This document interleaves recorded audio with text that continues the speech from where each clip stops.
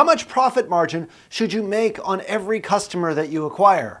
Well, that's the question we're going to answer in today's video. All right, in our previous video, we have gone through the first 3 steps in how to determine what you should pay moving forward to acquire a new customer. And that number, that MPI, that marketing performance indicator that we discussed here in the previous videos, and we're going to get into even more today, is called nCAC. That is cost to acquire a new customer, not to cost to acquire a customer, because we don't really care as much about the customers that you already have. They're very easy to retarget. They're very easy to send emails to. They're very easy to send SMSs to reactivate them and to get them back. We are going to talk about those in future videos, but the hardest thing to do in online marketing is to get more customers interested in your product or service, engage with your product or service, and ultimately buy it. That's the reason why we do online marketing, and that's the reason why Tier 11 actually exists, is to help clients get more customers so they can grow their business and achieve their vision. It's just that simple. Without new customers, it doesn't really matter. And as I've said many times before, there's 3 ways to grow a business: get more customers, get them to buy more often, and get them to buy more stuff when they actually do buy. Today, we're going to get into step 4 today, which is how much profit should you extract out of this equation to figure out your nCAC. All right, so the first question that you might be asking is, what exactly is net profit? And here we're going to use a little bit more of a loose definition of it. There is a term that is earnings before interest, taxes, depreciation, and amortization, otherwise known as EBITDA. And in this case, we are going to use sort of a hybrid model for EBITDA and profit, because technically net profit is what you have after you've actually paid out your taxes, paid out your interest on loans, any outstanding debt service that you're currently servicing as a business. We're going to leave that out for right now and just get a very, very specific picture of what net profitability do you ultimately want. And then at that percentage, then you would then deduct interest, and then you would obviously pay taxes on that net. So taxes happen after the fact. We're going to leave that out for the sake of this exercise here. So what percentage or what number do you ultimately want, need, desire for your business in order to maintain what's referred to as a healthy profit margin?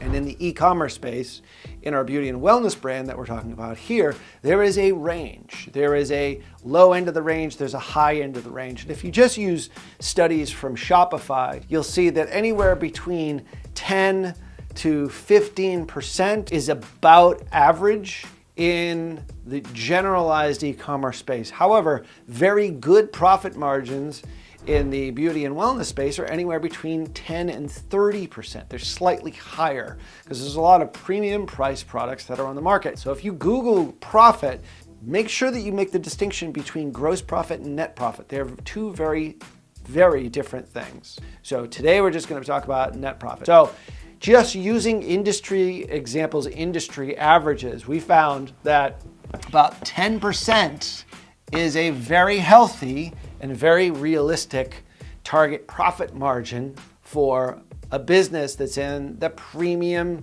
beauty and wellness space or the premium beauty space, maybe sort of slightly higher end, not quite luxury brand, something that's of high quality, good costs. Obviously, in our example here, we've got healthy gross profitability, healthy gross margins. So therefore, our profit target, so that we can pay more to acquire a customer, is about in the 10% range. So if we do our math backwards, yet again, we're gonna keep reiterating these points because this is basic math.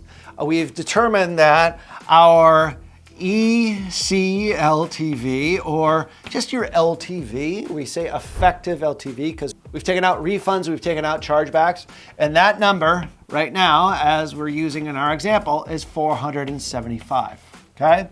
Then we're taking out our COGS, our cost of goods sold. Our cost of goods sold, or COGS, is 150. So our gross profit, or GP, this is yet another marketing performance indicator that's really important. Get it over at tier11.com/MPI, is, you can do the math with me here, is $325.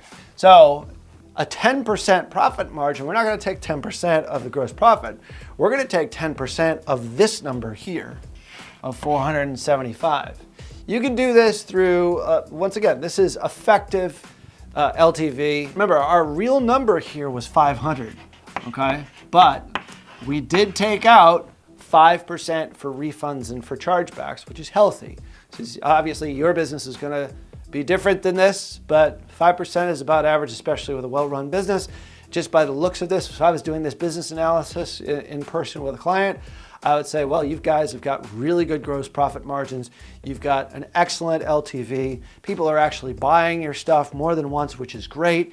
There might be a continuity program that could be installed here. There might be lots of other ways in order to increase lifetime value. But for right now, this is a really good spot. They're in a good spot with healthy margins. So a 10% net profit, desired profitability, once again, this is a judgment call. This is an emotional decision for you as a business owner. There's no one way to do this. And what we're going to do here is we're just going to make it really easy. We're going to take out 10% as the desired profit margin. Now I'm going to put that in as net profit, okay, equals 10%, not of 475, but of the larger value of 500.